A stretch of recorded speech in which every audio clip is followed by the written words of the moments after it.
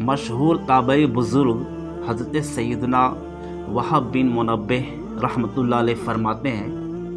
بنی اسرائیل کے ایک نوجوان نے گناہوں سے توبہ کی، پھر 70 سال مسلسل یعنی کنٹینیو عبادت کرتا رہا، رات جاگتا اور دن میں روزہ رکھتا،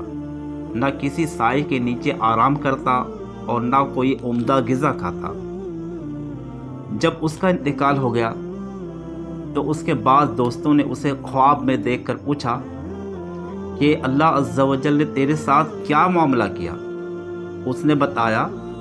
اللہ عز و جل نے میرا حساب لیا، پھر سارے گناہ بخش دیے مگر ایک لکڑی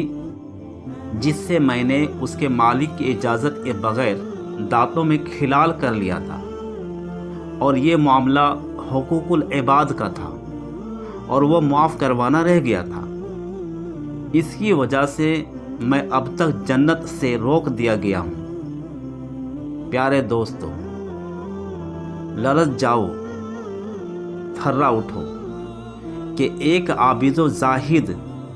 اور نیک بندہ صرف اور صرف اس وجہ سے جنت سے روک دیا گیا کہ اس نے ایک تنکا اس کے مالک کی اجازت کے بغیر لے کر اس سے دانتوں میں کھلال کر لیا اور پھر بے معاف کروائے انتقال کر گیا۔ ذرا سوچئے، غور کیجئے، اب ایک تنکے کی کہاں بات ہے؟ آج کل تو لوگ بڑی بڑی قیمتی امانتیں ہڑپ کر جاتے اور ڈکال تک نہیں لیتے، ان کا کیا انجام ہوگا؟